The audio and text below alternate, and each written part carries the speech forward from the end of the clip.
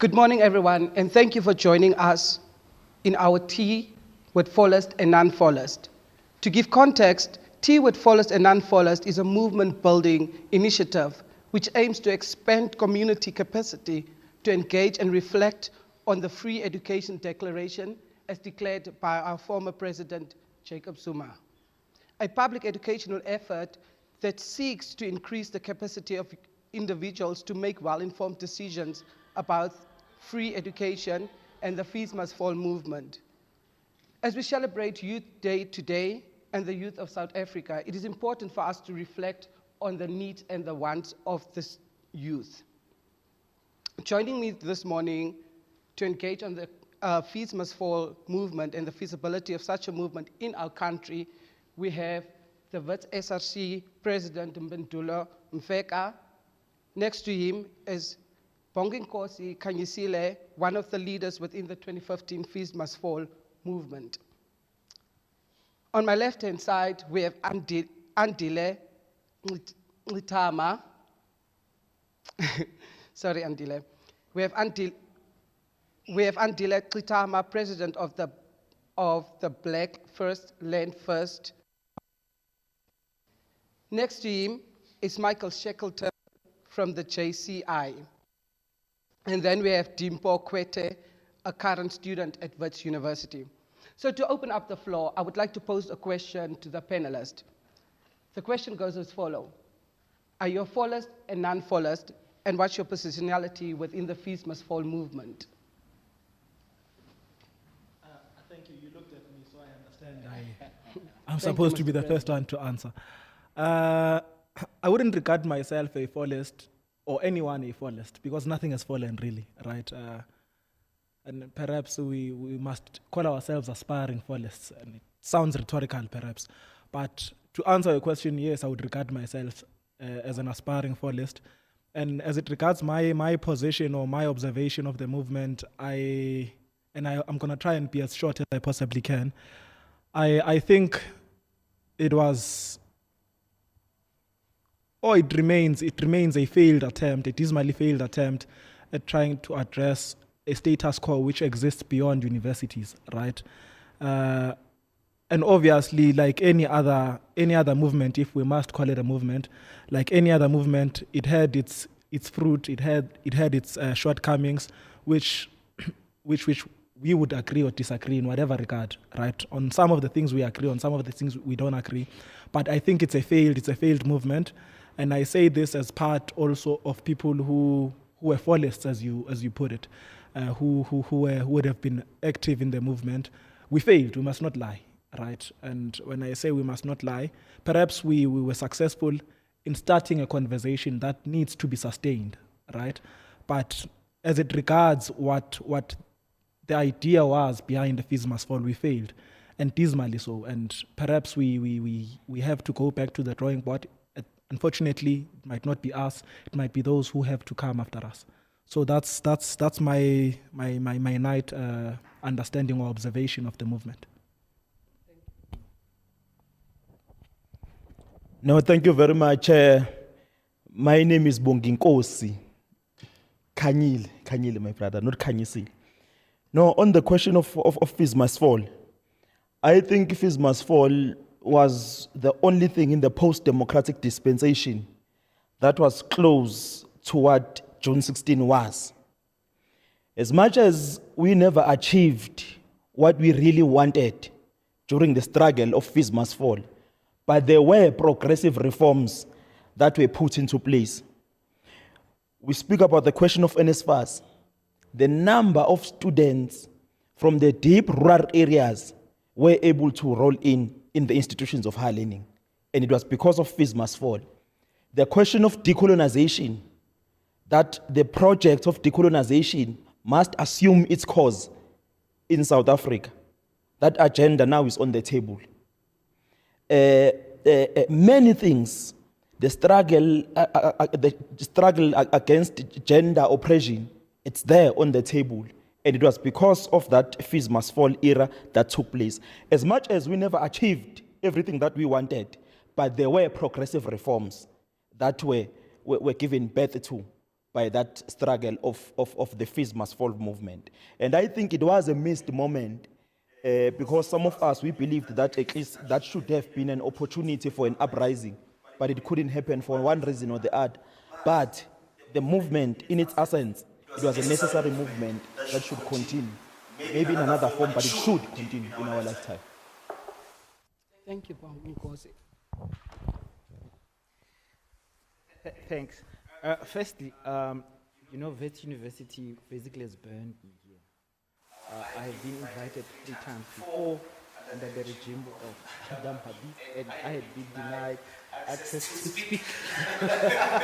So it's good to be here. I consider myself a parent who supports the notion of fees to fall. So I suppose we're talking about the notion of free education, got expression in a movement, which has 2 very interesting moments for me in the same movement. So the first moment is roads must fall, and the question of decolonization is introduced, and then quickly we see that movement mutate into fees. Of course, for me, I'm a critic as well.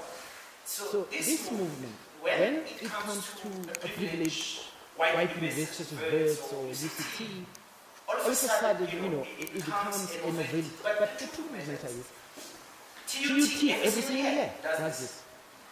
They fight for fees every single year.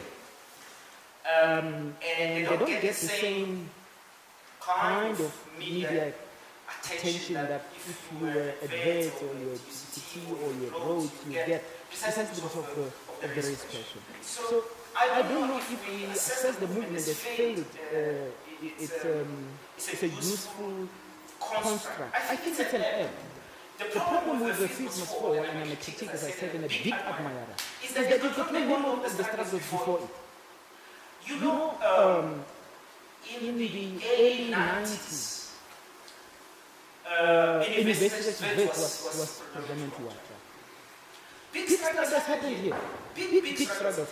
In fact, Vista University, which is today UJ, do you know that for 3 months, students in South Korea, academics, workers, took over that institution and introduced a concept called education Soviets. They chased out the brother bond, they chased out all the white races, they took over the university, literally. Mandela is the one who smashed that struggle. So I'm just saying, one of the biggest weaknesses is the fees must fall moment. People think that, we started this thing. But I think it's part of an ongoing struggle. 76 was a big moment, and then there was an urb. Then you see again this moment of SASCO, almost at the same time. There's a book by Frank Goodleson, Incognito. There's a nice few moments where he was in South Africa. He was here at Vets and at Vista. How he talks about students who are controversial at the same time. In the literal sense of the word. So at night they are shooting bombs, man, and guns. During the day they are students and they're part of the student movement. All I'm saying is perhaps when we talk about the fees must fall moment, we need to go back to the moment of that introduced the question. decolonization. Roads must fall. This, for me, is the fundamental, radical proposition. But when it comes fees must fall, it becomes a reformist moment. Reformist in the sense of workers who every year struggle for increase of a wage are not involved in the revolutionary struggle. They're involved in survival within the system, improving within the system. And I suppose the failure, therefore, of this movement is the failure of conceptualizing itself as a revolutionary movement. And let me just say, for me, if it was to do that, it will have to learn from June 16. June 16, the kids, high school kids, quickly realized we will not sustain this struggle if we don't link to the community and the workers. In fact, they say this. I mean, Khoto Siahlolo takes over from Tsietsi Mashinini and he says, we realize that students can spark the revolution, but they could not sustain it. And there were some events that happened which were very interesting about how these high school learners are calling for strikes, worker strikes. But I'll leave it at that. I suppose there are lessons that we need to try to... My biggest critique is this moment of fees must fall has no memory of struggles like it before, and therefore were unable to learn, and I think we could get better from it. And I mean, I have written a whole chapter saying you can't decolonize the university in a colonial society. This idea that you are a student and you are black is bogus idea. You are black. The fact that you're a student is an incidental question. And if your personality is black in a racist colonial society such as ours, your struggle is about decolonizing the totality of society, not the university. But I mean, that's another critique that I propose. Thank you so much. My name is Michael Shackleton. I'm the National Secretary General of an international young professionals organization called Junior Chamber International. The Mayor of Johannesburg is a member of this organization, people like Bandile Masuku, a former MEC, but also people like Kofi Annan and Jacques Chirac, and Bill Clinton, coincidentally. Just to give you some idea, because mentioning JCI, I think that's also some kind of construction company in this country somewhere. But in any case, so looking at fees must fall.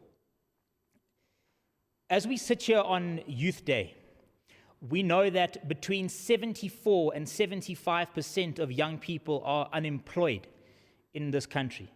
And that is honestly a ticking time bomb. This would mean that when the current generation that in fact has jobs, imagine these people die today, we'll have an entire generation that doesn't have any skills. And I think it is difficult, you know, for anyone to be entirely non-fallist, so to speak.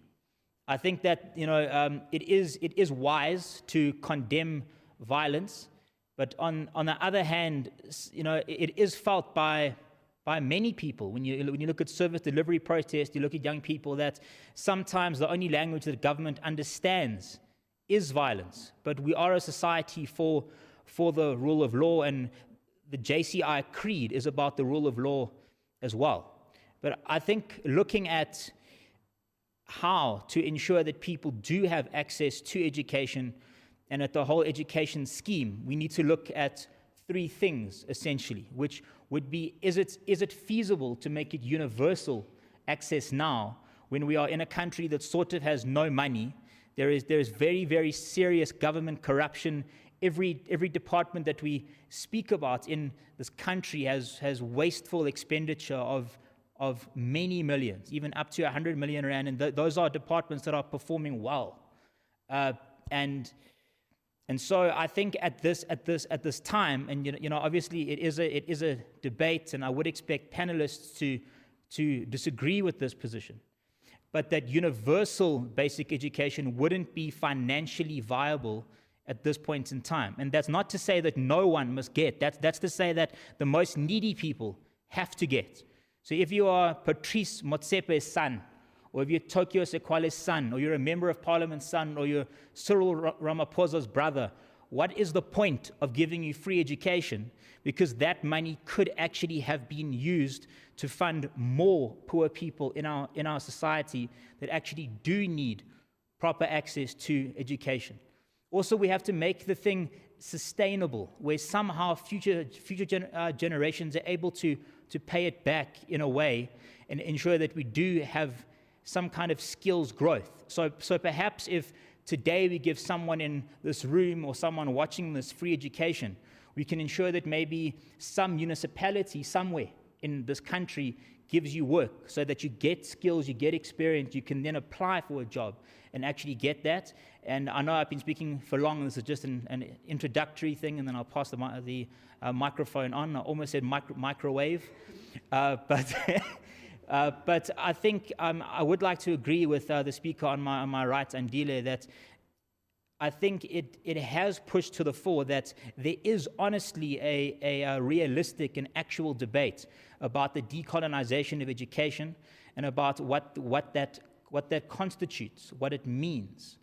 And I don't think it has to mean that you reject, let's say, that there are, let's say, Greek theories of maths, or that, I don't know, there was a famous poet in England.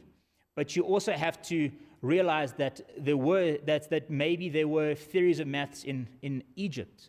You would have to look at, say, it's not only Hitler and Mussolini that did various things, but Julius Nyerere, Kwame Nkrumah, so on, people around Africa, the things that they are doing. Even, here in Africa, we have the example in Rwanda, where the leader there is doing amazing things, how they've turned their economy around and created employment. So I think when it comes to decolonization, we have to realize that there's a whole myriad or an array of issues, views. There's a diverse perspective across society, across the whole world, and there is indeed an African perspective that has to be brought in. And certainly the history of South Africa didn't only start in 1652. There were actually people living here before then. Tobela Dumela, my name is Dimpokweta. I just had to embrace my idiosyncratic Pedi side. But for this discussion, I'm a non-fallist myself, and I'll provide context as to why. So from a very young age, I was fortunate enough to be surrounded by people who were involved in the struggles during the late 80s, early 90s. So for an example, my father used to be an Azasco member when he was in varsity. That's the student wing of Azapo. So the politics I was indoctrinated in are more Pan-African, I would argue. So my contention is to say, let's look at this whole fees must fall movement. There are a lot of issues that I'd play. But firstly, this Eurocentric view that has been imposed onto us by these institutions. My argument would be, why don't we create our own institutions? However, I'm cognizant of the history that our country has been through, over 300 years of oppression. So we're still on this question, the class question. So it's practically impossible to do that. However, my take is more the government now has to tighten in the ship and actually being proficient and efficient with regards to what Michael just mentioned, a very important point. Look at the Auditor General's reports year in and year out. We're looking at 60 billion of wasteful, irregular and fruitless expenditure. I mean, it's bogus for starters. So that's a lot of money being wasted. Secondly, the government has to also chip in, because I feel like the government disregards their mandate, and then they now impose their responsibility to private business. So the response is, oh no, private business must always pump in money into the system, which is unfair, because if you look at last year, before lockdown, there was actually a budget that was given by the Minister of Finance, Tito Mboweni. That budget was what restructured. So I would say, if this country or the government is serious about the future of this country, they now need to start restructuring the budget in such a way that a lot of money is allocated to education. Okay, obviously right now we're in a financial debacle, but we can try and model our education system around what Scandinavian countries, who allow their students to study for free. Taking into mind the current economic crisis, what we can do is actually implement phases to this problem. Phases how? Firstly, they have to now scrap away this thing of what registration fees. Secondly, they need to cap school fees. If school fees on average in higher learning institutions is 60,000. That has to be like that for the next 5 to 10 years, because based on time value for money, 60,000 today is not the same as 60,000 in 10 years time. So that's a way that they can actually go about, addressing the situation. But with regards to the whole fees must fall movement, I think it was a very, very serious spark. And I'll tell you why it was a spark, because it's brought conversations to the forelight that we have been neglecting. I mean, fees must fall, from my understanding, has been an ongoing thing. I mean, when my dad was still in varsity, the issue of accommodation was a problem. The issue of fees was a problem. The issue of food was a problem. But what it intensified was this whole conversation to say, how are we now identified in the space? You start seeing transformation. Your roads must fall. Even here on WITS, there was WITS, decolonizing WITS, I think 2014. So with regards to progress moving forward, yes, it's a small step. However, it was just a moment. It was a buzzword like roads must fall, Zuma must fall, fees must fall. So that's my take on it. Okay, thank you. So I've heard Dimpo speaking about it was just a spark, the whole fees must fall movement. It was just a spark. Also, Mr. President, you've mentioned that it's a spark and that the students have failed within this movement or to get the free education that the students really wanted. So can we elaborate on how did the students fail then, or why? Why do we think the students have failed? And why can't the government reach these demands that's made by students? I see you're very orderly. You always go to the side and go that way. I thought. Oh, okay. No, it's fine. Yeah, which means I should speak last. but my thing to answer your question is, so by failed, right? And it's unfortunate that failure is often attached to negativity in a sense, right? And by negativity, I mean when we declare ourselves to have failed in a course, then we declare that course to have been redundant in a sense, right? And I want us to look at it in the eye of we've failed, but, and as Bonkosi did say, we failed, but something did come out of it, even if it's just the start of a conversation, right? I mean, so many things birthed out of fees must fall, as he correctly points out, right? So much as so many things would have birthed intersectionality, the politics of intersectionality, and so forth and so on, and other politics that are beyond, or that are on the agenda today, right? The land question became, and Andile also correctly points out, they are older, the conversation is much older, right? And perhaps, I don't often agree with him, but I'll agree with him on this one. He's correct. There's no memory. Fees must fall has very little memory of what has happened before, right, when it happens. So the struggle for intersectionality, the struggle for land, and the involvement of communities. I mean, the conversation seems new when we say we need to start being members of, we need to start involving the community more than we already do, right? Whereas it was SASCO in 91 that said we are members of the community before we are students. Right, and we are fixated in this idea of saying we can decolonize a university, right? So, and our failures, I would want for us to look at them in the positive light of, and I'm putting it differently at this point, in the positive light of there's something to work on at this point, right? And when I say there's something to work on, fees must fall must not be another lull moment in history that we become nostalgic about. To say, hey, in fact, I don't agree with the 76 generation, right? And I know it's gonna sound controversial at this point. Those comrades were fighting against Afrikaans to learn in English, right? And I'm not narrowing their struggle down to that.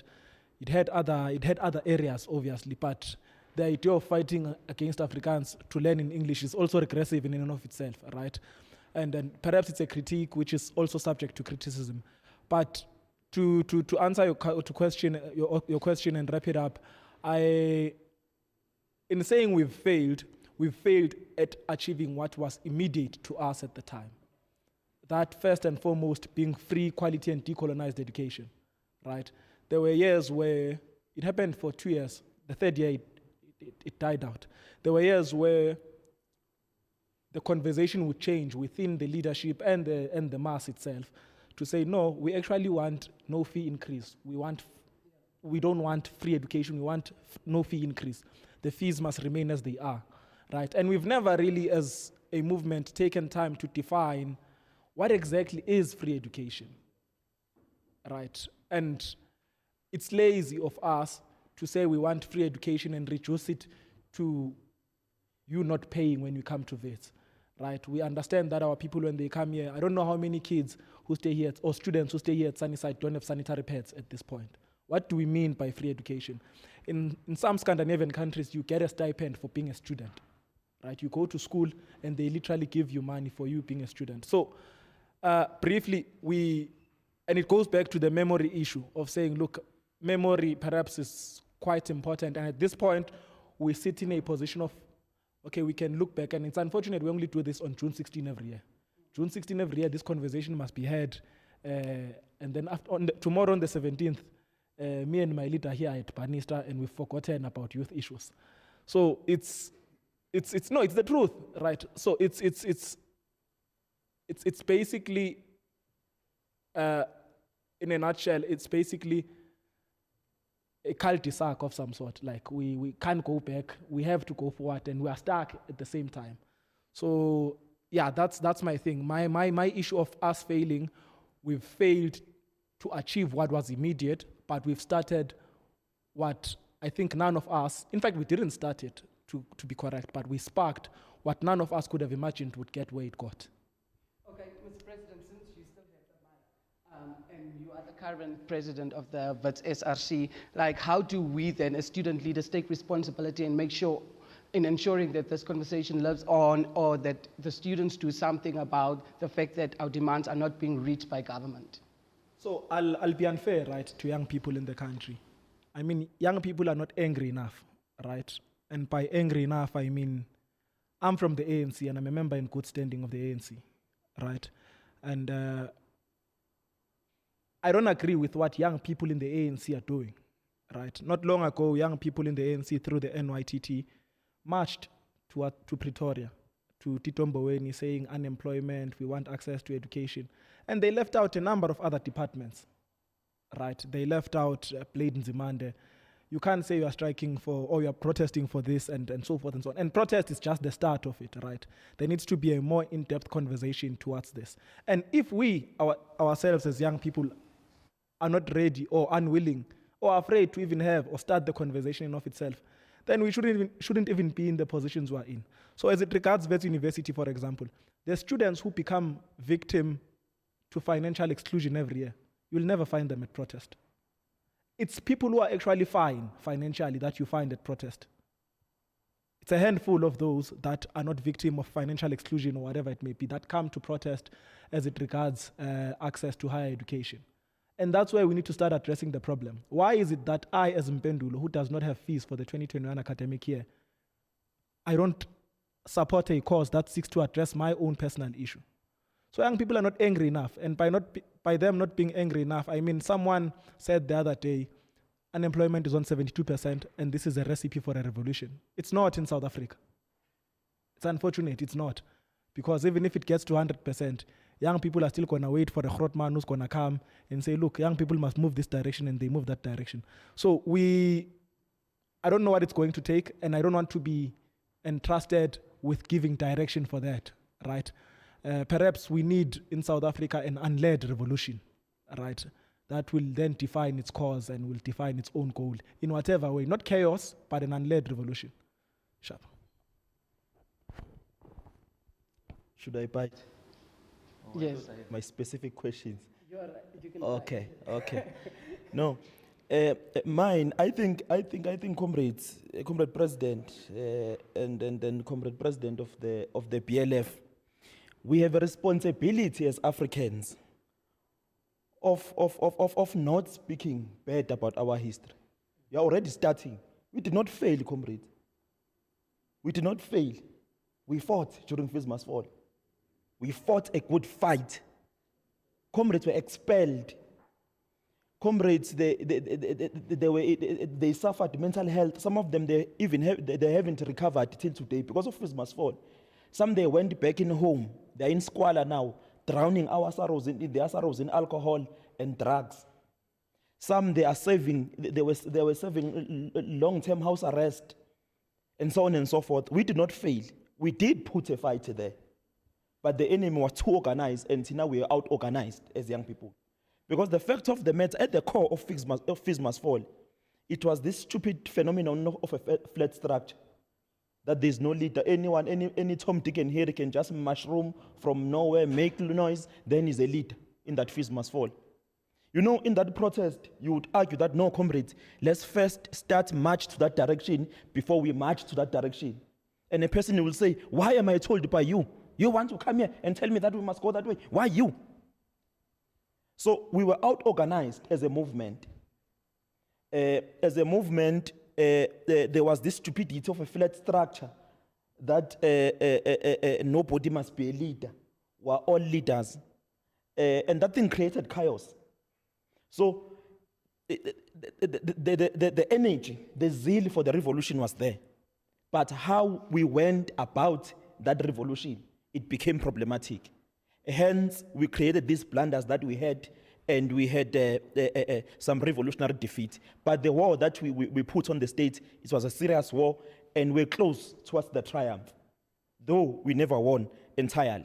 So we can't speak negative with our history while we're still alive, Comrade President of the BLF. Must not do that. I know you love black people. Love them correctly. We've put a good fight there on the state, and apparently we couldn't win everything that we wanted to win. But also, it's also misplaced to say Fees Must Fall lacked the appreciation of history. Let me tell you, in Fees Must Fall, there was nothing new that was put in place. Everything that was done and said during Fees Must Fall, it was all historical. We said we want free decolonial education. We said people's education for people's power. We said African problems deserve African solutions. It was not something new. It was the appreciation of history. We said African nationalism, it is the only liberatory theory that shall liberate the African minds. It was not something new. We said we are fighting to call our souls our own. It was not something new. It was all there in history. Then we had to relive it again and again. Because the struggle we are fighting of Fees Must Fall is not a new struggle. It has always been there. And also, we cannot say our struggle has failed because we lacked to link it with the communities. We tried. In fact, community members were involved. Churches were involved. South African Council of Churches was there. When comrades were arrested, South African Council of Churches were there to come and release comrades. When we were protesting or closing West Street in Durban, churches, pastors were there in us on the ground. There was appreciation, there was the attempt of linking our struggles with that of the communities. We marched to Kosatu House and called on workers to join the revolution. Us in Fees Must Fall. So many things happened that were positive, and many negative things did happen during Fees Must Fall. But we cannot sit here comfortably and say we lacked the appreciation of history, we lacked that movement was a failure, and criticize like that. It can't be, comrades. We're close towards the revolution. We did everything that is necessary, and ours now, as young people, we have a responsibility. I say, Comrade President, you say, what is happening with young people? Young people are trapped in the Savannah Challenge. That's where they are trapped. Young people, they are trapped in the imaginary lifestyle of Instagram. Young people are trapped in being cheese boys and fake cheese girls. They come from Umlazi, from a deep, poor family. You come here at Vets, you are on Instagram, now you claim that you are a rich person, you are living an imaginary life. Young people are not confronting their issues as they are supposed to. Young people are out-organized. How many movements in South Africa are led by young people? Genuinely young people, not reporting to elders. Because I can't speak about the PYA. The PYA is a bogus structure which reports to elders. Very bogus. They march, these comrades, they march, they say Tito Mboweni must resign. All elders, they must resign. Those who are above 60, they must resign and leave their positions. Young people must take over. Today, as we're speaking here, when you go, the President Cyril Ramaphosa, under the banner of the PYA, led by the Youth League, in Pietermaritzburg, is having a lecturing young people on the struggles of young people. They were striking for elders to resign. The elders are addressing them about their plight today as was seated here. That thing is bogus. PYA, all of it combined, YCL, Youth League, it's bogus. It's a fly-by-night arrangement. So, in the absence of the PYA masquerading as the home of young people, what do we have? There are no organizations led by young people. Young people in this country are out-organized. They are only organizing themselves under the piano, Amapiano, and the Savannah Challenge. But they are not genuinely organizing themselves behind revolutionary ideas. And I think if we want to sustain such conversations, if we want to have revolutions led, first and foremost is to organize, and organize.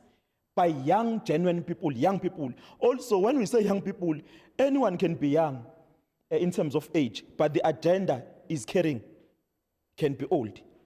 Like it's happening in most comrades of the PYA. Those comrades are young by age, but the agenda they are carrying is an old agenda of corruption, of manipulation, of reformism, of reactionary agenda. That's what they are doing. So when we say young people must be in charge, they must organize, we must also have a capacity to define what kind of young people we need to organize and what is it that they ought to organize for our revolution to come into being. So we have those responsibilities that we must look into. I hope, President, I was not hitting hard on you, on the PYA, but we're fine, it's the truth. Okay, sure. Thank you, Bonginkosi. I'm sure the President have a response to that, but we'll come back to you, Mr. President.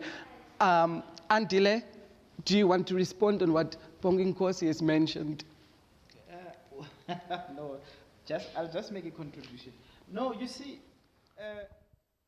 being aware of history is not repeating the slogans of the past. It is to learn from the failures. I mean, I'm a Fanonian, so failure is not a bad thing. We're going to fail, we learn. From this failure, we improve, right? If the struggles of the 70s, I mean, this is the thing. These guys did not go to some church. They call a national strike of workers. But it was not like this before. After their first moves, the apartheid state actually fractures the black community. They go to the hostels and start to the hostel, in Soweto in particular, start to hostel workers. These children are a problem. And then there was a confrontation.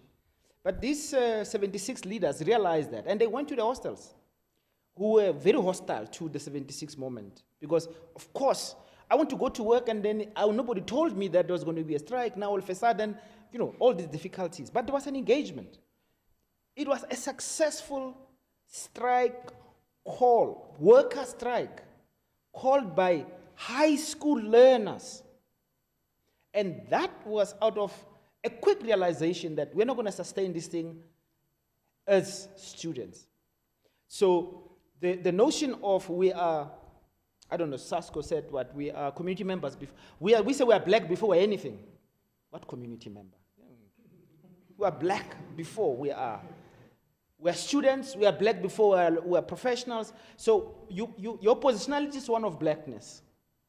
So we understand the totality of oppression, and then when we make progress is when this agenda, the black agenda, makes some leaps.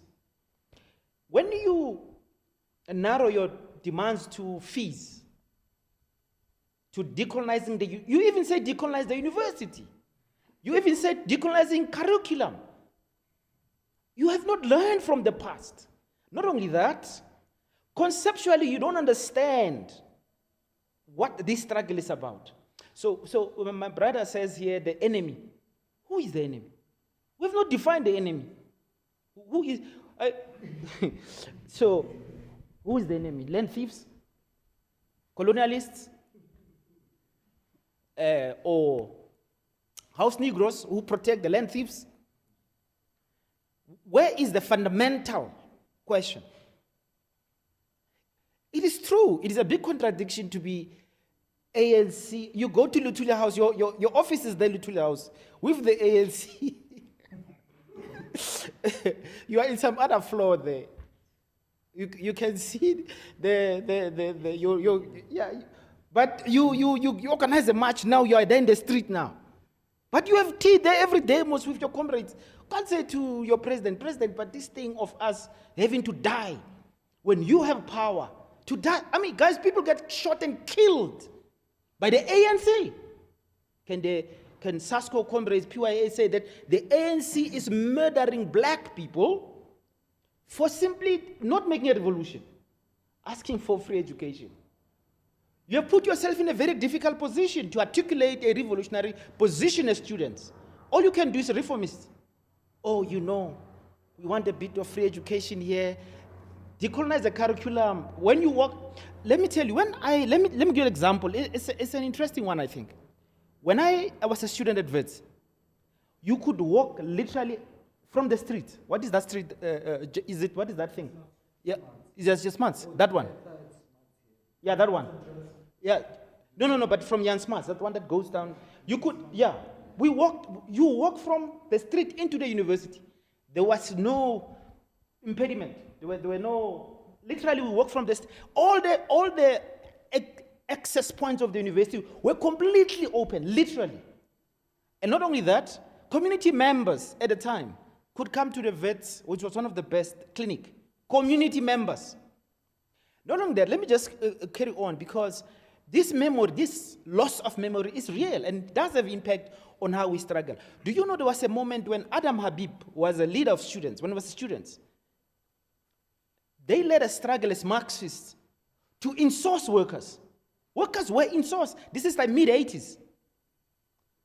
Then when they became the leaders of the university, as some of you will be, it was Adam Habib and them who actually again said, no, we can't do this insourcing thing. So you have this situation of reforms with gains and then big reversals. And because we don't have this memory, when the reversals happen, we think, oh, this is just happening now. No, the university system, in many instances, was insourced, in fact. And then you have the ANC, Tokyo Sehwale, particularly here, who was pushing for... Man, when I was at this university, workers had amazing perks. Amazing perks. Their children come here for free, many things like this. All those were reversed because, and my argument is that lack of memory. But maybe that's not the biggest problem. The problem is that ideologically we're not clear what we're fighting about for. Ideologically we're not clear what is the enemy. And this is not a problem of the students, even political parties. EFF will say, for instance, the DA is a part of white monopoly capital and oppressors. And then immediately take the votes of black people, give it to the DA, and be in collision with the DA.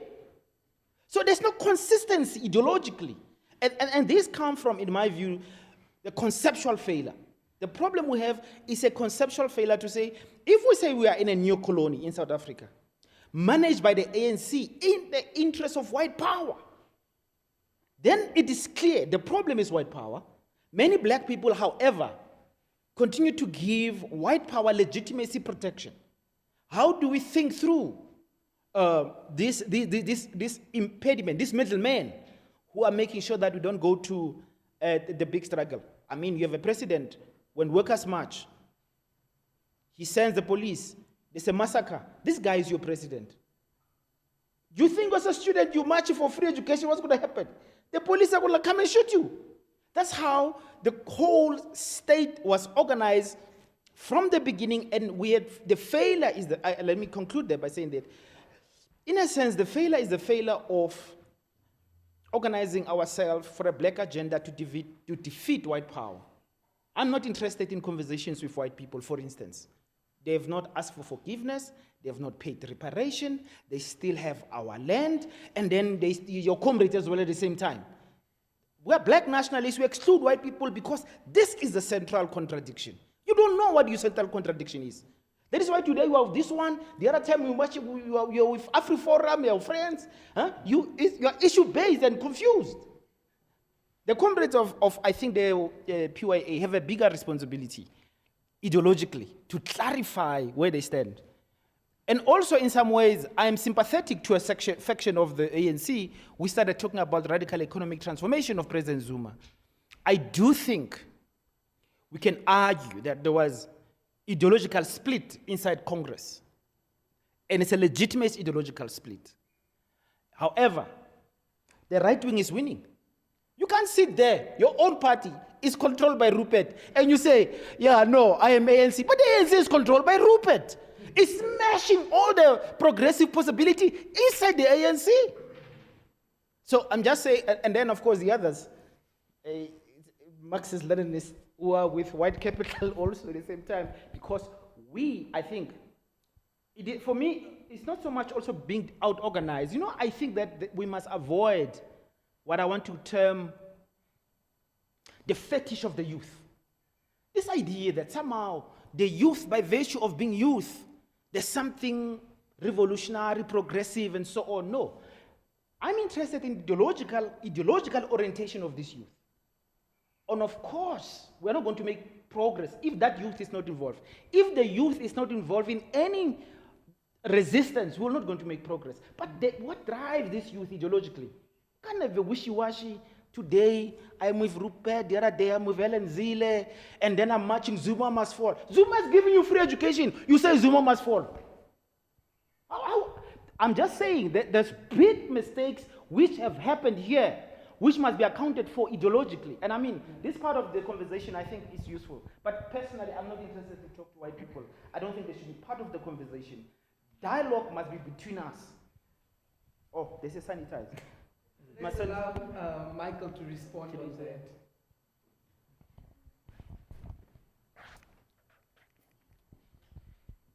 Thank you very much. I think that a big enemy that needs to be confronted in our society is really the structure of society itself. And I think although we are talking about fees predominantly, I think that's sort of a microcosm of what the problem is that we are facing. That even if we give people, everyone free education today, we're still going to find people employing people only because they happen to be your friend, only because they're your uncle, because they're your wife, because they are your sister, or because they belong to the same political party as you do. But I mean, also our country now, as we sit in 2021, and 1994 was supposed to signal this, great time and a radical change in society. But if you take, for example, Hammanskraal, right? But I mean, Johannesburg will have its own examples. I'm from Tshwane. But Hammanskraal, you can have situations where, because of a lack of money, because of a lack of transport, a person can spend 2 days getting to a place to apply for work, another 2 days getting back home and never finding work. We've never addressed apartheid spatial planning. We haven't addressed the way that something as simple as, for example, transport in our society, is actually made or based. I don't think we've addressed even something as simple as, say, every municipality in this country simply either giving subsidies or money, or or even simply free transport for young job seekers to find work because they live exceptionally far away from where they actually need to apply for such. So I think there is a sort of whole of society approach that we have to take on in this as well. Also, I saw the speaker next to Gerald. He was a bit aggrieved at the notion of the fees must fall movement failing. I don't think there's anything wrong with the mindset or the energy or the passion of the people that were involved in the fees must fall movement itself. But I think government is inept and it's not serious. I mean, as in today, as we sit here, government can't answer simple questions like how much money does NSFAS have? Has NSFAS run out of money? Is NSFAS going to address, for example, on what basis it is going to, let's say, give people free education in future, maybe according to a certain, salary band that people do get monthly or annually and so on. So, I mean, I'm willing to believe that the Wits SRC president is probably more clever and more astute than, probably the Minister of Education right now, and probably has, far more answers. And I think that's another battle that we do have to face. And I think it is difficult, because the people involved in the Fees Must Fall movement did have to resort to violence for government to be able to answer, which really shouldn't be the solution in our society. So I think we have to come with more positive solutions in terms of constructive ones, but somehow we have to make sure that government actually listens and takes people seriously. It can't be that that in terms of what everyone faced and sacrificed in the Fees Must Fall movement, for it to just fall away in terms of consequences and results. But I do think there is a lack of financial resources in our country at this point, and from that point of view, as I mentioned, universal access probably isn't feasible at this juncture. People paying reparations to make sure that we can take care of the education, since they haven't paid reparations for apartheid, for colonialism, and they still have all that wealth. It's not a proposition. Yeah, I think that's a discussion that needs to be had as well.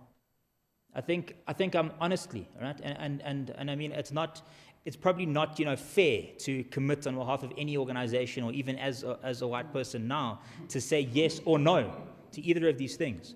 But I think that it's true that our society, we've never had a debate or a discussion around these things properly.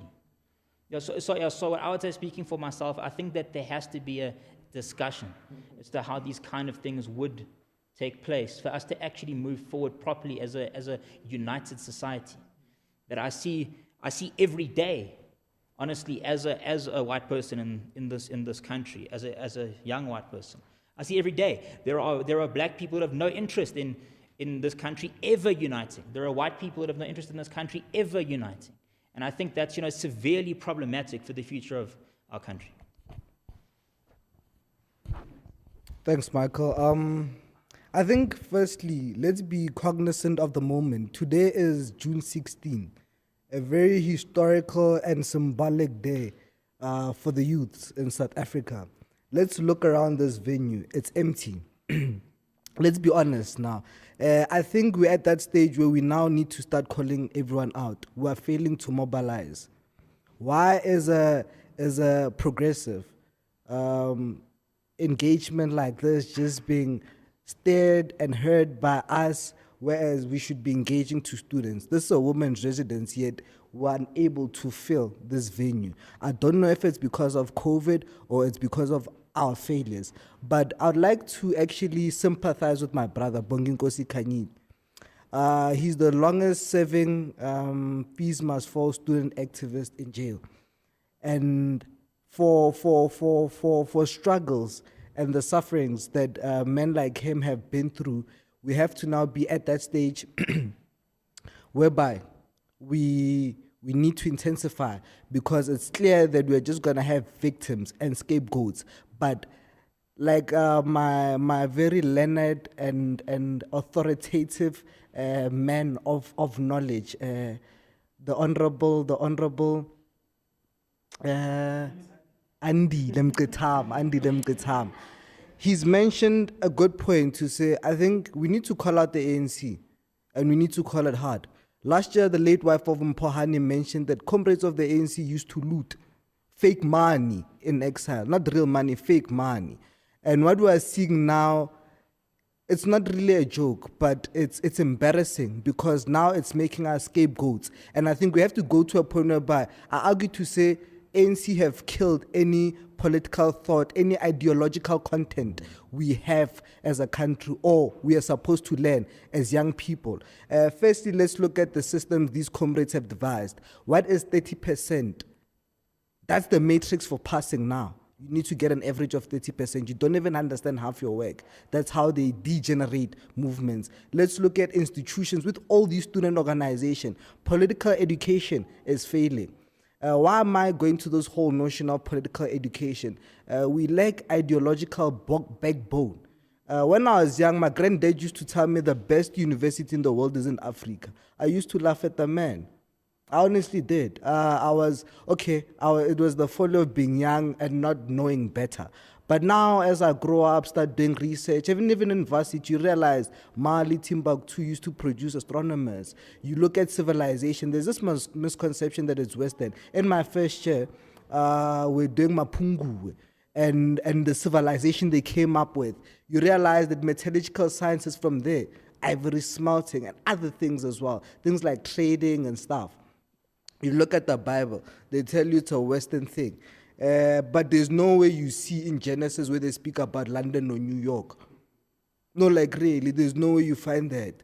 But we are led by misconceptions, and it's only getting worse under the reign of the ANC. So my brother, I'm not attacking you, but we have to now start speaking facts and let's engage. Is that argument to say, comrades, take people serious? And you comrades are compromising people. So we need to get to a point where political education has to be mainstream. If it means it has to be an institutional events across all universities whereby students are offered or students are forced to engage on political content, then the country will fare better. That's that from me. Respond on that. Or are you holding back? Okay. Everyone seems to be Ganging up. and when Can we please? I said nice things. I said you were clever. yeah, so when I received the invitation, I immediately looked at the panel and I knew I'm jumping into a frying pan. In fact, directly into the stove. Michael is already defending himself because we were speaking about giving back the money. No, I think I also have a responsibility, right?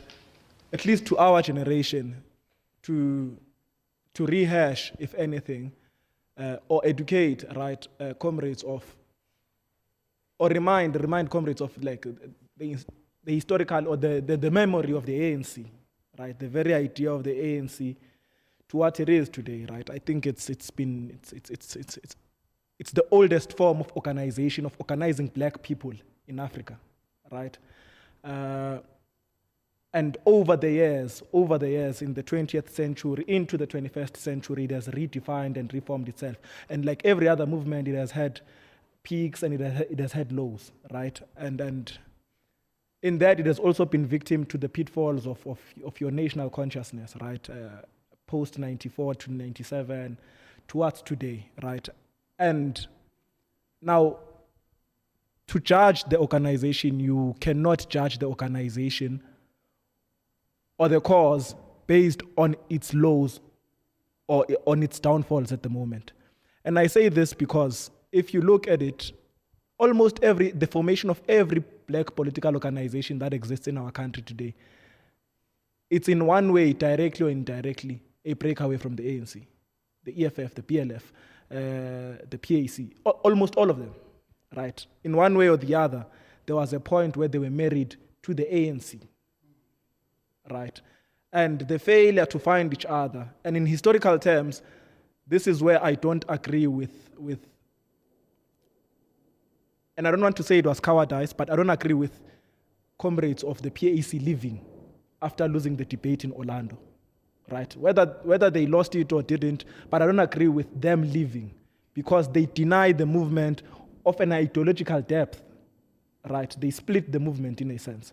So, and this is what's happening today. It's popular today to come and say the ANC is failing here, the ANC is failing here, and the ANC has not done here. The youth in the ANC is compromised. And if we're honest as youth in the ANC, we have to take the criticism, right? We are stagnant for a very large part. We haven't had any form of political education, not only in the ANC, but across all political organizations for the past 10 years. So you can't expect the youth today to be challenging issues that would ordinarily be challenged by any youth in any other country at this time, right? And comrades are rather turning a blind eye to that. And I'm hoping it's deliberate and it's because it's local government elections here. So there must be an attack on the ANC, which is directed towards making it lose votes. But on ideological terms, on ideological grounds, and I like that all the speakers that have spoken have put emphasis to the idea of we need to identify, characterize. The NDR characterizes the enemy. The NDR speaks of the two-stage revolution, to say we must attain our political freedom first, thereafter we must attain economic freedom. Andile won't agree because he'll say it's a Marxist document and Marxists are ultimately or inherently linked to white power and white capital. But the NDR characterizes the enemy very well. Let's grant you that argument. The NDR, by the way, was running away from the Black Republic thesis. Right. White people decided we're not going to go with this Black Republic thesis. Let's call it. But if I were to grant you that, the ANC has been in power for 27 years, political power. Yes. So even if I accept the two-state theory, so then you must make the determination. In these 27 years of political power, what elements of the second stage has been introduced? The fact that I'm sitting with you now, 30,000 white people own 80% of the land. There's more kids, there's more black students today in university than there were in 1994. That's one. Oh, my brother. And it's a fundamental one. Second, and so Andile, it's unfair for you to disregard that. And it goes back to Bonkosi's point of saying, yes, I'm gonna wrap up and give you again to attack comrades. But more than anything, the second stage, which I'm under the impression is the more radical socialist move, you judge its progress on the basis of the fact that Wits has accepted more of us. No. And you are then relegating my point again to university life. And you didn't allow me to. Okay. I'd like to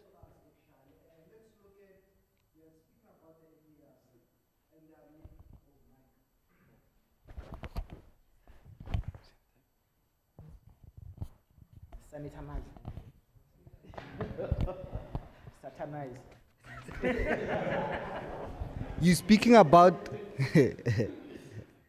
you spoke about the NDR, my brother, and I'd like to look at national matrices.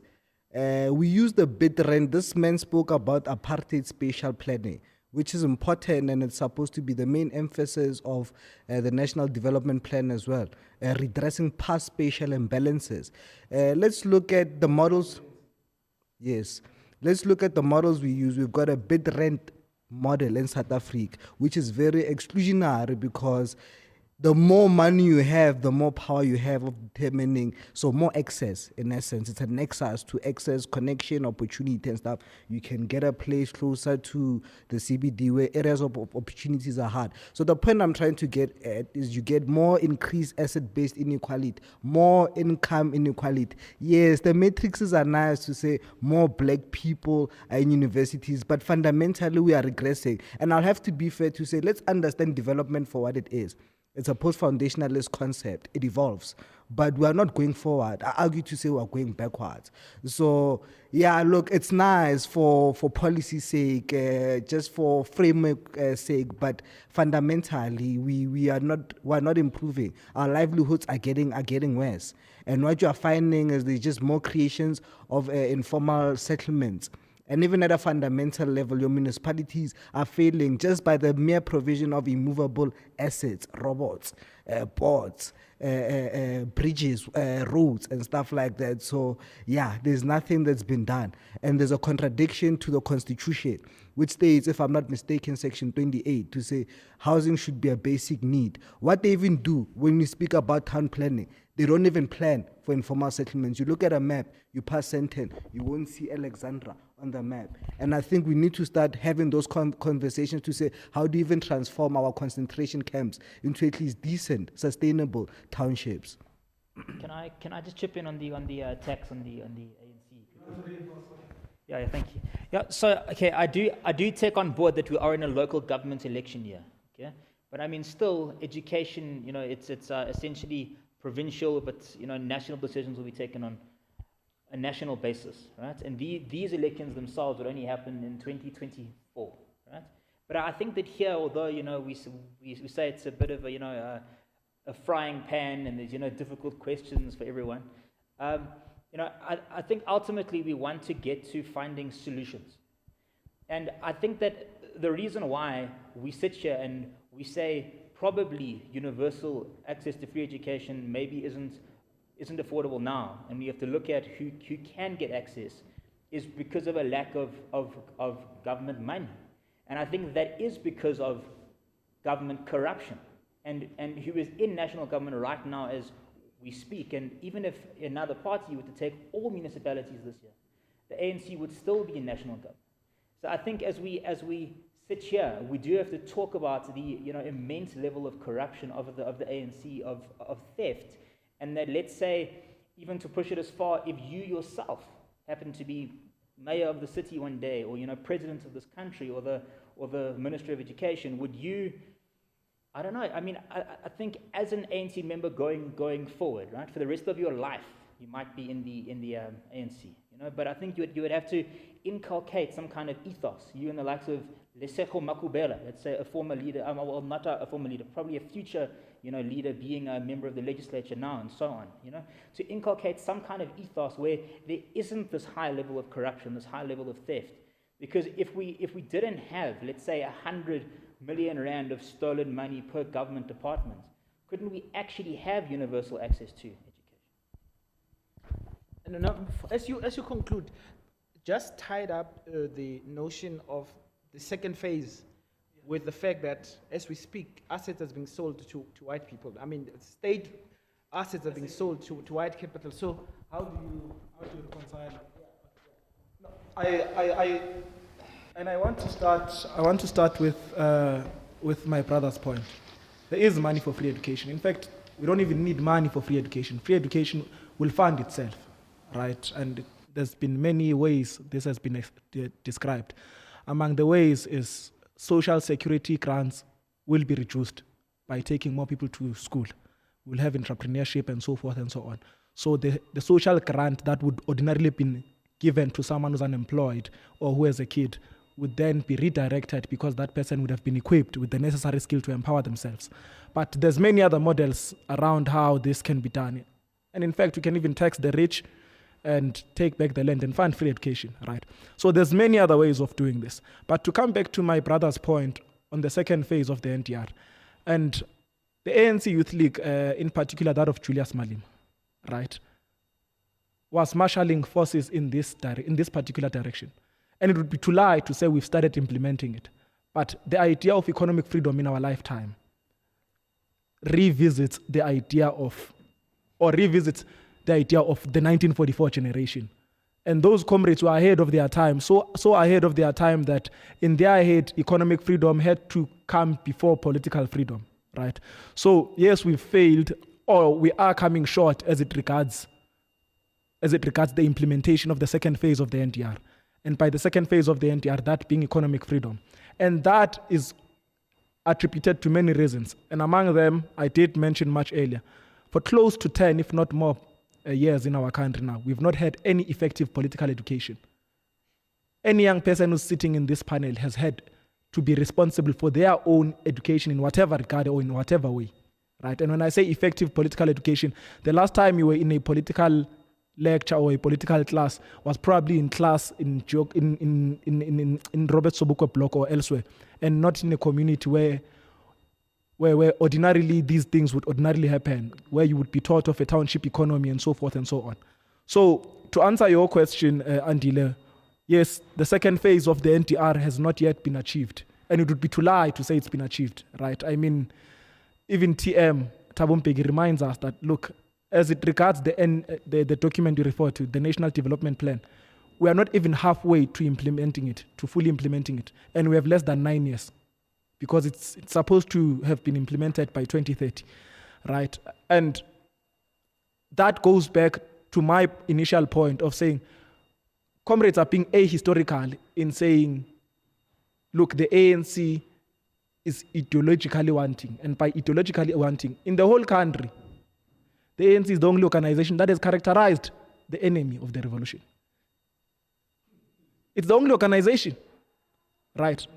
The ANC, and I know someone wants to respond, but it's the only organization that has characterized who the enemy is and how the enemy is to be fought, right?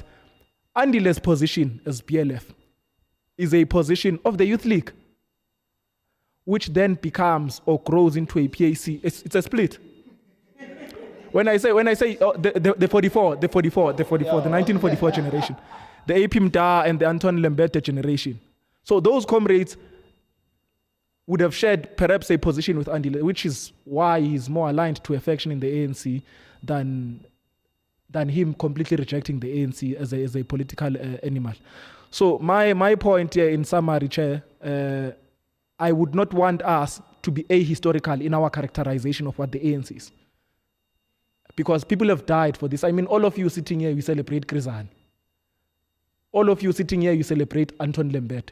The idea of a youth league is one, I think, in a million in the entire, it's era defining. In fact, for the past 75 or more years, we've been led by the same youth, right? That being the 1944 ANC Youth League generation. The ideas of your Anton Lembedes and AP Mdas are the ones that still reign in this room. So for us to then say the ANC is failing because there's a corrupt minister in the ANC today, we must get rid of the ANC and not get rid of that minister. It's a problem. We can't defend the indefensible as young people in the ANC. Anyone who's found to be wanting or anyone who's found to be corrupt must be directly attacked by the Youth League. And anyone who's found to be SASCO must leave Lutuli House. We've been saying this way before it was fashionable. You can't have a floor at Lutuli House and then when you are striking. No, it's a position which the vet SASCO has been unapologetic in. In fact, Johannesburg SASCO, right, has been unapologetic on that position, right? And so it's ideologically misplaced to then say the ANC is failing. If you don't read, the ANC has among the best policies in this country to ensure that the second phase of the revolution, to ensure... Unemployed. Yes, I agree. The president of that the country again right now is getting rid of 300,000 young people who will not come back into the system. We know with this president. Does that make the ANC ideologically misplaced? Well, it is. I mean, I was interested to hear if you're going to make the point. You say that ANC ideologically is going the right direction. I'm saying historically the ANC is ideologically correctly placed. Historically. But I think that even if everyone in this room, even everyone in the country, were to accept the ANC as the best policies on paper, we would still have to ask how successful the ANC is at actually implementing any of them. When you look at apartheid special planning, when you look at 74% youth unemployment and so on. Let this comrade speak. No, Chief. we can't, comrades, be wasting time on the African National Congress. We can't. We all know that organization is bogus. As it is now, it's bogus. And there's nothing that is going to save the African National Congress. And you keep on referring history. Because correctly, like you are saying, history consists of no black pages. We know what happened to the generation of 1944 that was led by the most astute, most credible, and revolutionary upright leader, Anton Lembede. Those comrades, Abo Lembede, Abo AP Mda, Abo Majombos, they were isolated in the ANC for radical ideas. The Africanists, in that Congress, when you claim that the Africanists were not supposed to leave the ANC, how are they going to survive in the ANC while OR Tambo was doing that, what he was doing to them in the Africanist Congress? Rising processes in the organization, clamping down, supported by the communists in the ANC. What happened to the CREDOC 4? How many comrades who were aligned in the radical ideas in the African National Congress that have attempted to reposture the organization towards the right direction have been somersaulted inside that part? My brother, you are misrepresenting history, and I'll show you how. The very formation of the ANC Youth League, which is founded by this generation we refer to both of us here, Dr. Mkolisi Lionel Machombozi, who was a student here. The very generation, that generation was not isolated in the terms you put. And by the terms you put, I mean they were allowed, they were given platform to form a youth wing of the ANC. Chief Albert Lutuli was more aligned to the youth. It was a Kluma view to say the youth, like, you're misrepresenting history to say these comrades were isolated. I mean, Chief Albert Lutuli, who gives to O.R. Tambo, those comrades were for young and youth ideas. So I don't understand where it's coming from to say they were isolated. Sorry, before you go, I will allow you to respond to the president, and then I'm going to pose the last question before we wrap up. Okay, so let me just be short on this. I sustain that because I'm a reader of history. It's there in the books. In fact, in your own books as the ANC, your own documents in the ANC, those comrades, Abu Anton Lembede, Abo Epim Lembede even died while he was living outside of the country as a staunch supporter of the PAC. He never took membership of the PAC, but he was isolated inside the ANC because of the ideas that he was carrying. Abo Tambo and Abo Sisulu, they neglected the radical program of the 1944 youth, took the agenda of the infiltration by communists and ran with it. That is why they were supported by those elders in the ANC. All those who were aligned in the Africanist agenda in the ANC have been systematically rejected. And it's happening today. When you speak of the RT, what is happening to the RT forces is not something that is new in the ANC. It's old. And again, a liberal, a neo-communist, bogus agenda is reigning supreme inside the ANC, currently as we speak. I'm telling you, my brother, if you are a reader of history and you appreciate science, you know you can't save the African National Congress as the current youth. You can't. There is nothing that the youth of the PYA can tell us today. Why should we continue to support the African National Congress? These comrades, you say, yeah, to Andin. You learn from the youth. All these things you are saying are positions of the youth of the African National Congress. Anton Lembede, your hero, is a person of the African National Congress. You rejected him. You rejected him. You rejected Anton. You don't like Anton Lembede. We are reviving him for you. You don't like Anton Lembede. 75, those who stayed at Makiwani, they stayed. When Sobukwe left, they stayed. What happened to the Makiwani brothers? They were so assaulted systematically in the party. Morals in the party, Malapanded outside of the party. They were pushed. And now today, you say today, black people they are getting access to education. The ANC is doing well. My brother, you can't be saying those things. You are being unfair on yourself as a revolutionary. You can't be saying those things. You know, currently we're speaking today, black people are in squalor. Currently we're speaking today, the land is with the people. What the ANC has always existed for. Currently we're speaking today, white people are in charge of all the commanding heights of our own economy. Under the African National Congress, after 27 years, in power, we should celebrate that we are studying at VET. We should celebrate that we have grant. We should celebrate those things and say there is something that can save the ANC. And I'm telling you, if you are going to remain in the ANC, we are going to meet when you are 60 years old and you are not going to save the ANC. It will be worse than it is today. He'll save himself though. Thank you, Pongi. By eating, of course, eating and Thank you. So it's still Youth Day. Let's remember that we are here to have a conversation around feasibility youth of South Africa. So let's start thinking about how is the government possible to implement such a thing as fees must fall or giving us free education as the youth? What strategies should the government employ? Just before Andile comes, there's a point which I wanted to also include. You know, it's not only African National Congress that has a problem in our country. All political parties in our country have a problem. Even the BLF. All political parties in our country, I would not consider BLF as a political party because it's styled in a revolutionary whatever movement. It's not a mainstream, it's a mainstream party. He'll speak for himself. I'm saying mainstream political party, which are there. I think will be unfair on Andile if we charge him with mainstream political parties. I'm saying there was a Pan-Africanist parliament. I'm sure those who have been following that thing they saw. Pan-Africanist parliament, and you think there it's creme de la creme, the best who go there in the Pan-Africanist parliament to go and represent us. You know those comrades when they're fighting, they are throwing chairs, insulting each other. They are fighting on who must be a leader. There's no manifesto who becomes a leader, what is going to do for Africa. No. On the original basis, that is from the south, he must lead. We are tired of the north. There's no manifesto, there's no agenda, there are no ideas.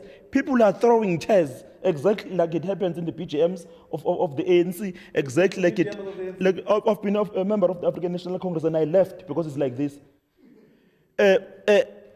Exactly, they're doing those things. They're insulting, threatening each other on who must lead on the basis of your original positionality.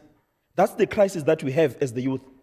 So the entire continent is on an autopilot. I think we have a responsibility of young people to say, what is it that is to be done? The youth in the ANC, the youth outside the ANC, the youth in Africa, what is it that we should do as young people. We're in serious crisis, my brother. Okay. For me, I mean, let's deal with the fees thing. Thank you, Andile. Listen, this fees thing, I don't think we must do this ritual. I know next year you're going to be on TV talking about fees and leading students and so on. Next year, February, you are going to be the, if you're still a student here. So it's an annual ritual. It's become a meaningless ritual. What we need to do is to take a position. And this is a reformist. Fees, for me, is a reformist proposition. It's not a revolutionary proposition. It's like workers must be paid. It doesn't mean workers being paid is a revolutionary proposition. We need, so survival within the system. But we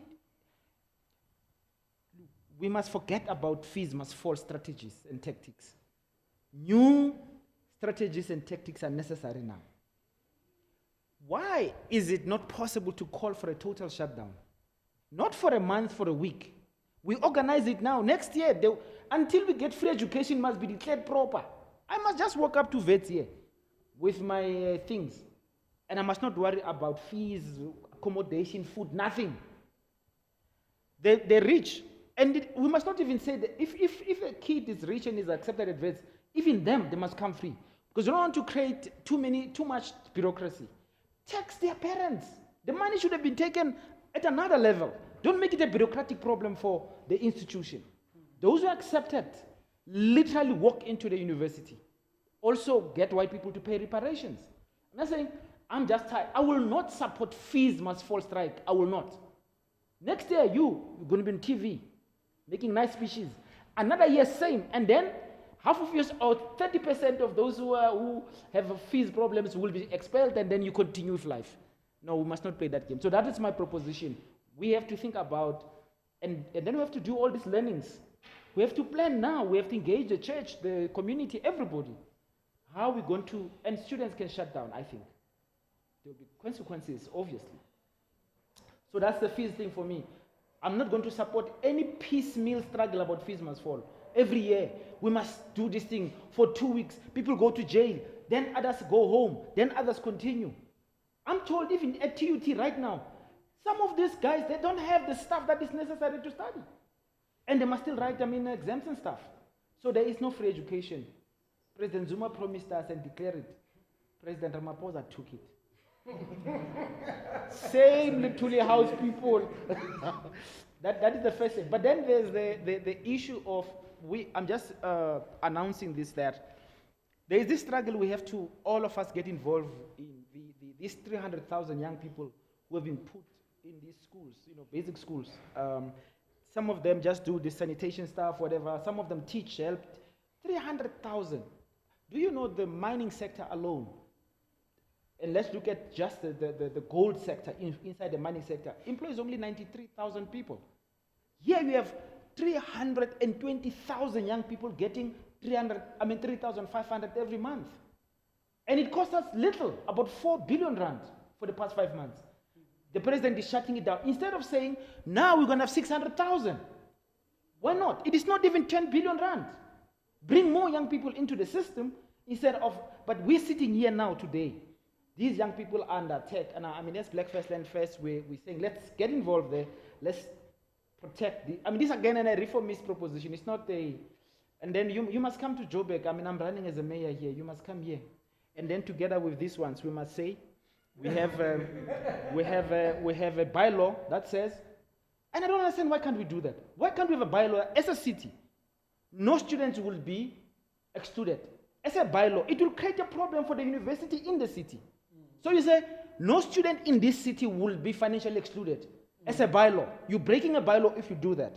Then you say, no student should not have accommodation. You look at your own capacity as a state, as a local government, as a municipality. All these buildings here, why can't they be converted into like spaces for students? This city is a university city. So I'm just saying, we are not being smart enough about our political power as well. I suppose, this is the discussion we must have with students now. You are in, I don't know, what, 60, whatever this word is, vets and UJ and this other companies. Imagine the numbers that we have. We can put up a candidate for students who are at university.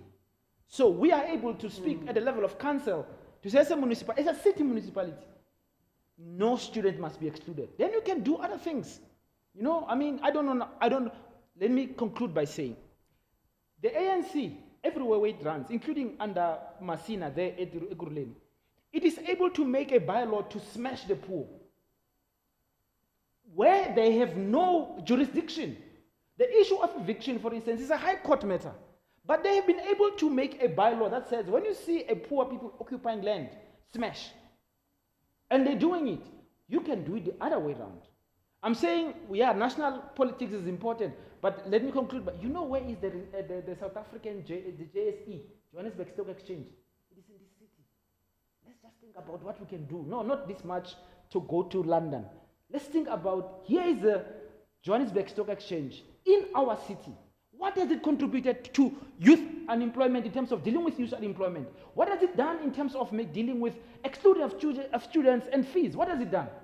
This is the wealth of the nation. It is in this city. You have Mashaba going this way. You have Helen Zille being given power. You have the ANC. Also, the corruption of the ANC is frustrating because you're allowing the white people to steal the big things. You are fighting over crumbs. Even that corruption, they'll take you to jail just for that kind of stealing. Still proper like them. The biggest corruption is white people in this country. But I mean, they are protected. I mean, we can talk about Marcus Jooste. That is the biggest corruption that has happened in this country. That guy is on holiday. You're chasing Zuma. Because again, this is a lack of, and maybe what we need is this conversation. Honestly, I think we need that conversation of black nationalism in the ANC, this stuff we're talking about the Youth League and what has happened. Because we black first, land first exclude white people. But that is the original position of the ANC in 1912. There were no white people there. Why? Because it was clear that these people are the problem. 19th of June is coming. 1913, they then made a law to say all the land they've stolen now belongs to them. The ANC was formed to deal with this question. But over time, this is what has happened. You gave white people, now you're talking about non-racialism. Freedom Charter. What is the Freedom Charter? White people write a document, they give it to you. South Africa belongs to all who live in it. Where have we seen a colonized people giving land rights to a colonizer? Where? On earth. And then we turn today, we say, we are confused about why things are not happening. But you have allowed white people to dictate what it means to be free. And that is why they are free. And you, I'm saying you, our people, we're in this situation. We are not free at all. And I think the ANC has been captured in the past and it's going just worse now. Zuma attempted again to go back to the black nationalism. Let me conclude by saying, I hope you know that Thabo Mbeki has written a whole 30-page document on the land expropriation project, attacking Zuma, President Zuma, viciously, and saying, because President Zuma said at the time, black political parties must unite. He said black political parties must unite for land to be returned. That's President Zuma. You know the ANC, your ideologue, Thabo Mbeki, writes a whole 30-page document saying the ANC does not talk black. This is what Thabo Mbeki says.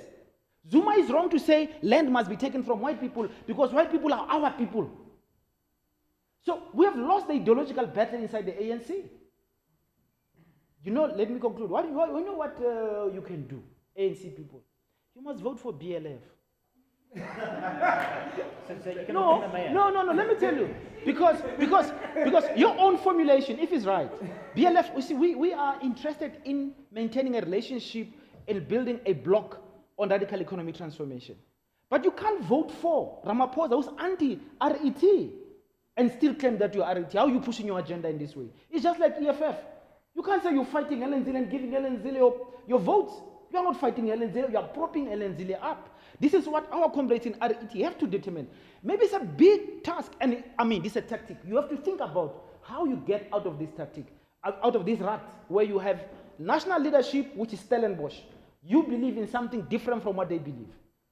But I leave it at that, and thank you again for the invite. Your party. Ideological affinity there. Thank you. So, Johannesburg people, if I heard this from Ndile, I'd like you to vote BLF so he can become the mayor. Just a slight dig over there. You take a vote, but you want more your money, which is not your money. Indeed. Okay, so I don't think I'm going to talk for as long as Andile. I've just got 4 points, but I've noticed now for when I meet Andile again, he says something like, "As I conclude," and then there's some stuff, and then he goes, "As I conclude," and then there's some stuff. But he concluded. It's done. Thank you. Okay, so just 4 quick points from me. I think I've said what I say mostly already. Right? I think there needs to be a staggered approach on there, and Andile and I will have to agree to disagree. I am concerned that if we do give free education to people that can already afford it, or to people whose families can already afford it. You drive up here driving a Porsche, for example, which is an obscene example. I mean, that I haven't, well, I've seen that only, very rarely. But let's say someone's family bought a student that, and we give them free education. I would be worried that a person from a township might be excluded free education because of the money that's available, and that it should be given to the people that are most deserving of it. I do think that all youth organizations, all parties should call for the removal of the Minister of Education. That clearly doesn't take NSFAS seriously. It's not properly funded. I don't think things are properly coordinated. I don't think there are proper answers to things that young people and students in this country are actually asking about. I think that skills and the curriculum needs to be defined so that people are able to find employment based on the skills that they get here at universities. There clearly aren't enough jobs to go around in this country as well. And at some point, we have to develop some sort of entrepreneurial mindset as well. It doesn't mean everyone has to have that. I mean, I don't. I'll be the first to admit that. I can study lots of things. I can pass any exams, but I don't have an entrepreneurial mindset myself. But we do know that small business is the engine of job creation, and if we start businesses, we can employ other people.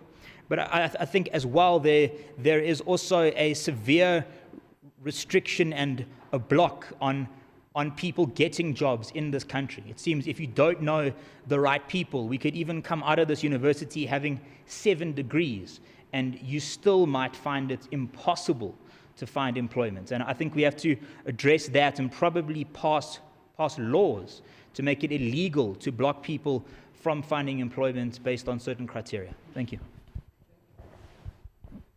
In concluding, I just think that we've come too far right now. And we're at that point whereby I have to agree with Andile Mqetam. A total shutdown is needed.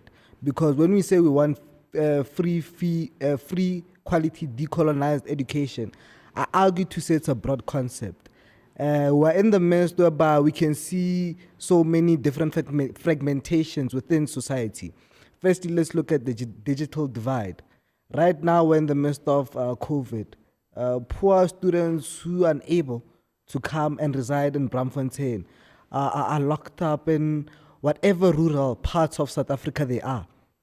So that needs to be addressed, number one. Number two, I also agree. I think we now need to actually start fighting a progressive fight, the correct fight, which is advocating for what? Municipal consensus. Those consensus need to actually subsidize and protect students with regards to what? Housing. We're in Braamfontein, and the reality is we can see that gentrification is around us here. Students are no longer fit to be staying in Bram. And then thirdly, I also concur. Bylaws have to now be changed. No student should be excluded for not being able to pay their institutional fees. So there has to be protection with regards to what? Financial exclusion. And then I conclude.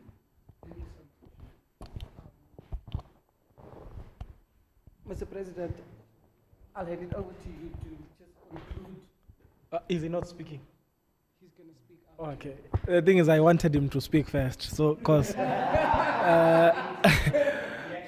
throughout. Ordinarily, protocol in the African National Congress would dictate that the president speak last. But it's unfortunate. I don't know how we ended up discussing the ANC, because we were here to discuss fees must fall and its pitfalls. And we were quick to divert or to lose shape in our conversation. But it's fine. That was part of a conversation. No, we didn't get publicity, by the way. And by publicity, I mean the PLF was campaigning here, saying it once.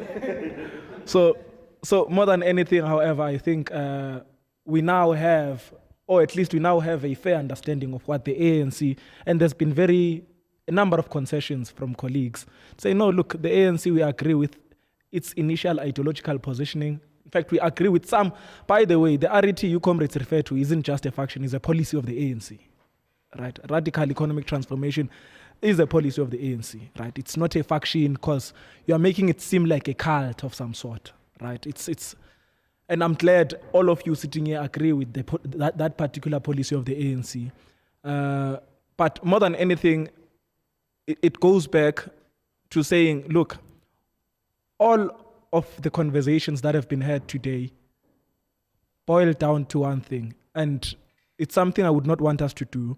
It goes back to my initial point of saying we failed, right? And by failure, I want us to understand it as Andile did in Fanonian terms. It's not wrong to fail all the time, but it boils down to saying the fees must fall fails to define itself beyond the education agenda, right? And by fail to define itself beyond the education agenda, whoever has the baton post this, Andile is saying next year I'm going to be leading a strike in January. I don't know if I'm going to be leading a strike in January. I don't intend to. Strikes are not nice. And by not nice, I mean I've had friends getting jailed and losing their entire careers, be it as a medical doctor, whatever it may be. So it's not nice to go to, it's not as cordial and as romantic as it seems on the street. But the long and short of it, in concluding, the fees must fall generation, and we must define it as a generation because it doesn't end in 2015 or 2016. It needs to be a movement that lives, right?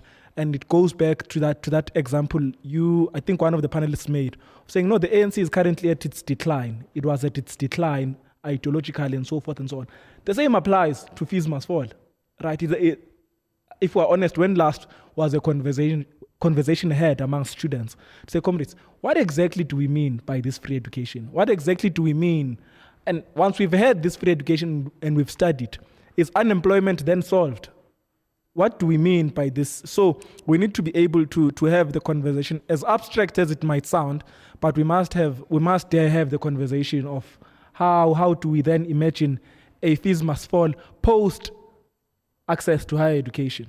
So that's my point. And more than anything, I'm glad you also agree, comrades, with the position of the NDR, right? The two-stage revolution. Yes, it's running short at this point in time, and I agree with comrades.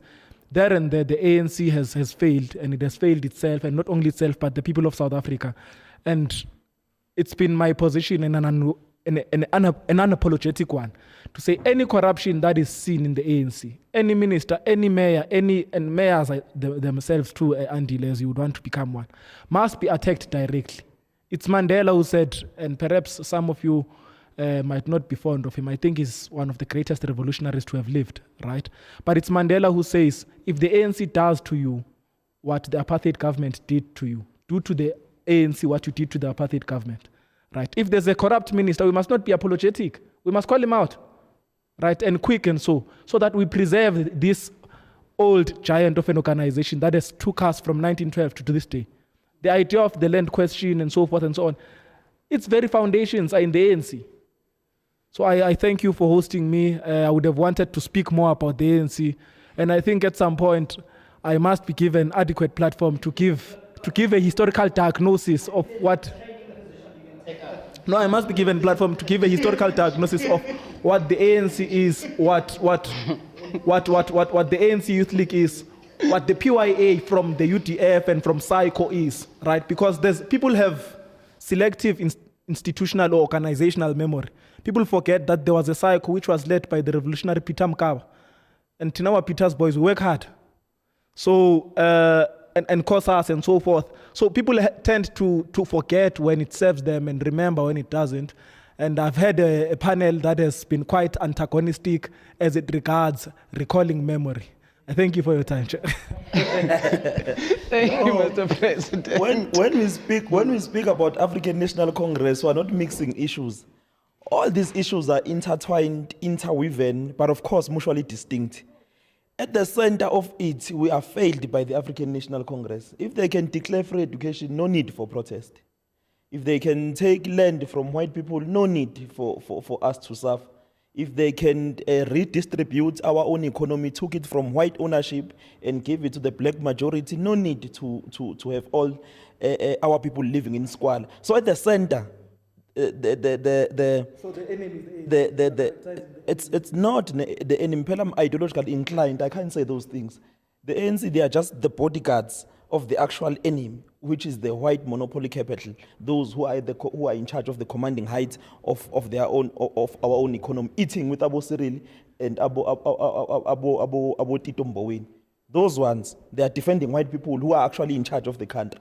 Because even Cyril is a toy boy for white people. He's a toy boy he reports in the Minels, he reports in the Ruperts, that's where he reports. He's a toy boy.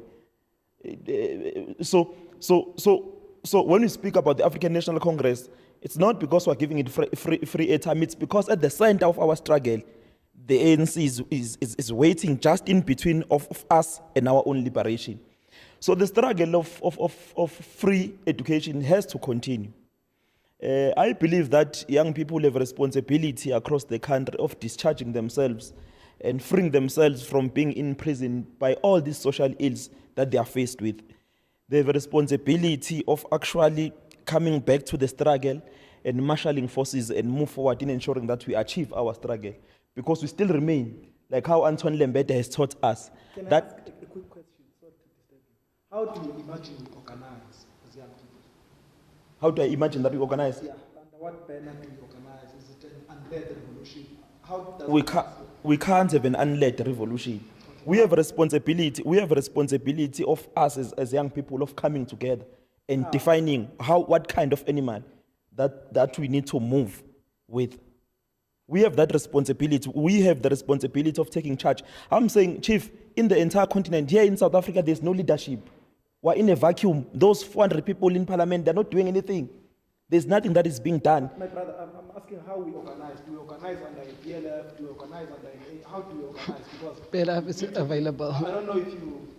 Oh, so you say, what should we call us? Yeah, you've attacked the existence or the very idea of a PYA, Progressive Youth Alliance. Yes. And I would want to imagine how young people would organize outside the PYA. Yes. Yeah, outside the Progressive Youth Alliance. There are many options. I cannot say if, as young people, we meet, what is it that we should come out with. There's no problem of organizing. I'm saying there are options I have in mind that must be certified by young people. I have many. You can have Black Front and say all black organization, genuinely black organization, must come together, including young people, and we move on this 10-point program of action, and we achieve it. We can do that. But that's idealistic. It's not idealistic, it's possible. You lack imagination, it's possible. It can be done.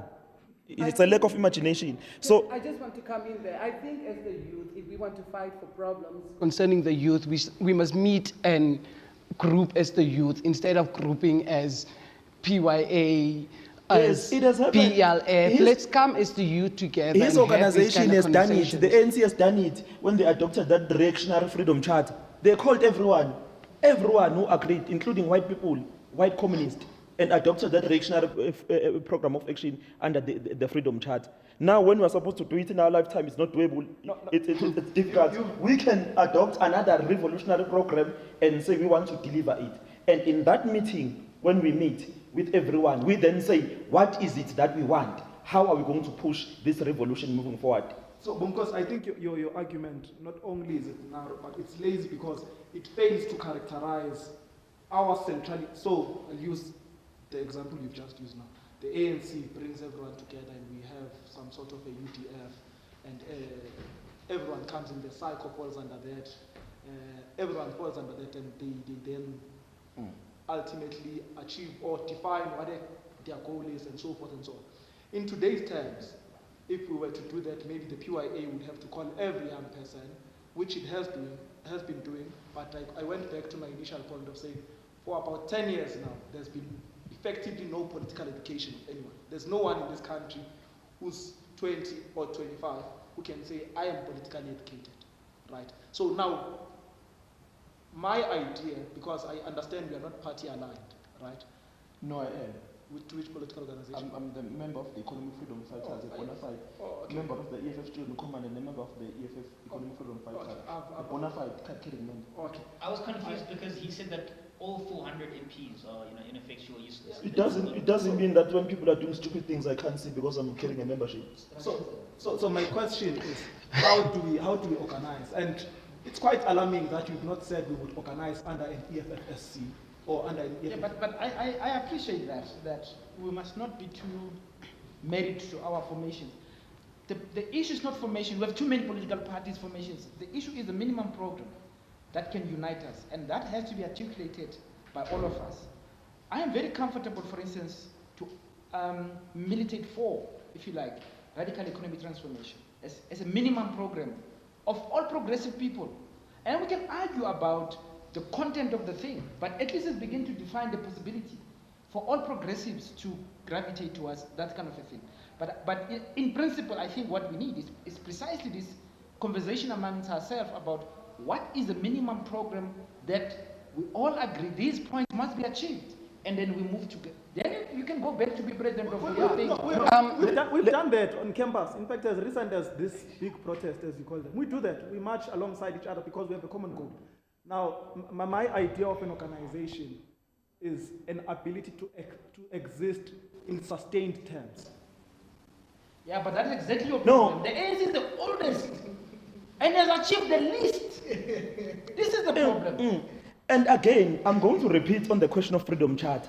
They met with Indian Congress and African National Congress and all other organizations which were there in the society. I'm saying now, practically, in our lifetime now, there is no problem when we say the PYA, the Youth League must come into the fore.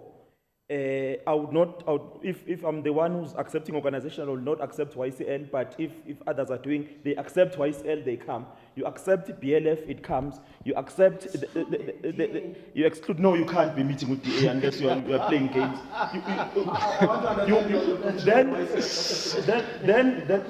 Then what you do, you then come up with a clear program of action.